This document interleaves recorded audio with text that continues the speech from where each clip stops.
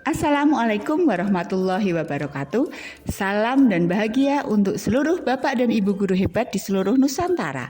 Berjumpa lagi dengan saya Ika Rismawati SPD CGP Angkatan 7 Kota Salatiga dalam tugas 3.2.A.8 koneksi antar materi modul 3.2.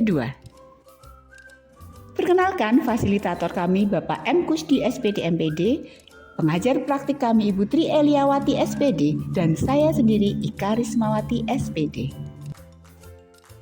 Tujuan pembelajaran khusus CGP mampu menghubungkan materi modul ini dengan modul-modul yang didapatkan sebelumnya. Pemimpin pembelajaran dalam pengelolaan sumber daya dan bagaimana mengimplementasikannya. Ekosistem merupakan sebuah tata interaksi antara makhluk hidup dan unsur yang tidak hidup dalam sebuah lingkungan. Sebuah ekosistem mencirikan satu pola hubungan yang saling menunjang pada sebuah teritorial atau lingkungan tertentu. Jika diibaratkan sebagai sebuah ekosistem, sekolah adalah sebuah bentuk interaksi antara faktor biotik atau unsur yang hidup dan abiotik atau unsur yang tidak hidup. Kedua unsur ini saling berinteraksi satu sama lainnya, sehingga mampu menciptakan hubungan yang selaras dan harmonis. Dalam ekosistem sekolah, faktor-faktor biotik akan saling mempengaruhi dan membutuhkan keterlibatan aktif satu sama lainnya. Faktor-faktor biotik yang ada dalam ekosistem sekolah antaranya adalah murid, kepala sekolah, guru, staf atau tenaga kependidikan, pengawas sekolah, orang tua, masyarakat sekitar sekolah, dan dinas terkait, serta pemerintah daerah. Selain faktor biotik yang sudah disebutkan, faktor-faktor abiotik yang juga berperan aktif dalam menunjang keberhasilan proses pembelajaran diantaranya adalah keuangan, sarana dan prasarana, serta lingkungan alam.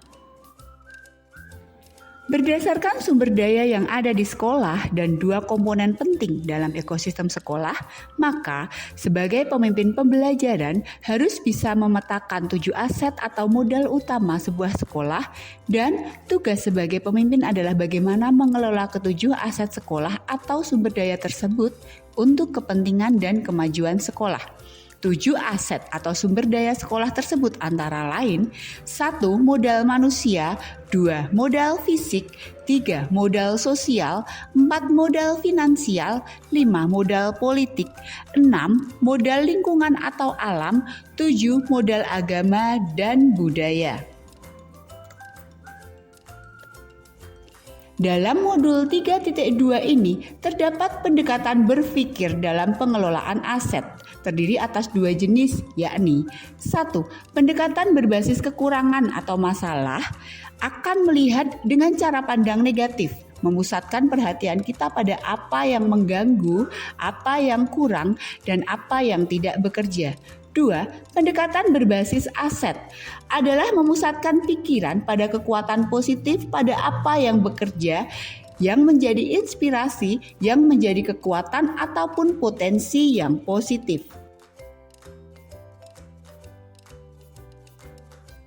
Sebagai seorang pemimpin pembelajaran di sekolah, maka harus bisa menerapkan pemikiran yang berbasis aset atau asset-based thinking.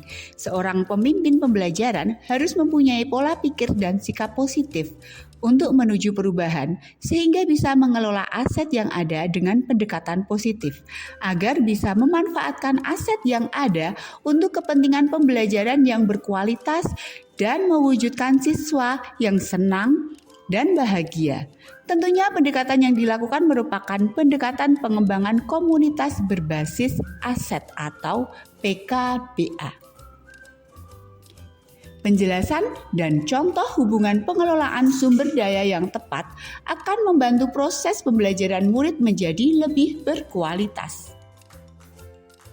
Sekolah merupakan lembaga pendidikan yang bertanggung jawab dalam mewujudkan tujuan pendidikan nasional. Kepala sekolah memiliki peran yang sangat strategis karena salah satu dari tugas kepala sekolah adalah menjadi seorang manajer.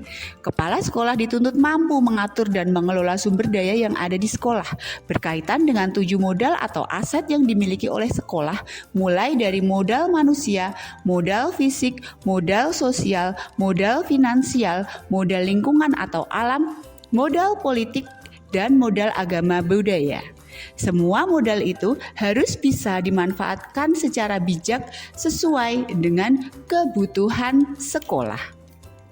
Semua upaya yang dilakukan tersebut sebenarnya bermuara pada memberikan pelayanan pendidikan yang berpihak pada murid, yaitu menghasilkan lulusan yang bermutu, lulusan yang menguasai seluruh kompetensi yang dipersyaratkan dengan kategori baik. Dari uraian di atas, dapat disimpulkan bahwa kepala sekolah harus melakukan upaya-upaya tertentu dalam mengelola sumber daya yang dimiliki sekolah agar dapat memberikan kontribusi yang signifikan terhadap pencapaian tujuan sekolah sesuai dengan visi dan misi sekolah. Keterhubungan materi modul ini dengan modul sebelumnya. Modul 1.1.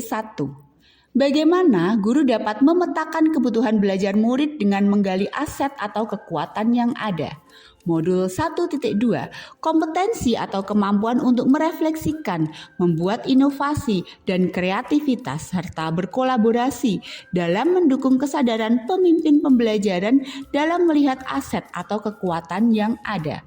Modul 1.3, konsep Bagja dan 5D digunakan untuk memulai perencanaan dalam pengelolaan sumber daya. Modul 1.4, memetakan potensi atau aset adalah salah satu cara berpikir positif dalam perencanaan pengembangan sumber daya. Modul 2.1, dengan pembelajaran berdiferensiasi, guru bisa memetakan minat dan kreativitas siswa sebagai aset terbaik sekolah. Modul 2.2, kemampuan guru dalam KSE untuk memaksimalkan pembinaan siswa sebagai aset sekolah. Modul 2.3, teknik, prinsip, dan langkah-langkah coaching bisa dilakukan guru untuk menggali kemampuan dan kemandirian coach sebagai aset sekolah dalam menyelesaikan permasalahannya. Modul 3.1, dengan menerapkan konsep, paradigma, dan nilai kebaikan bersama, serta penerapan 9 langkah pengambilan keputusan, maka pengelolaan aset dapat berjalan dengan lebih optimal.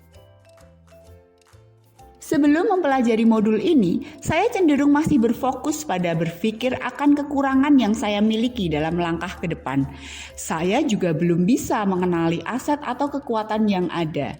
Dan tentunya saya belum memahami tentang bagaimana cara atau pendekatan yang sesuai jika terdapat aset yang dapat dimanfaatkan. Setelah mempelajari modul ini, saya lebih fokus pada kekuatan yang dimiliki. Saya cenderung berpikir apa yang bisa dikembangkan, dan yang terpenting saya selalu melakukan pendekatan berpikir berbasis aset. Terima kasih sudah menyaksikan video ini. Semoga dapat memberikan inspirasi bagi Bapak dan Ibu guru hebat di seluruh Nusantara untuk mengembangkan kompetensi yang dimilikinya.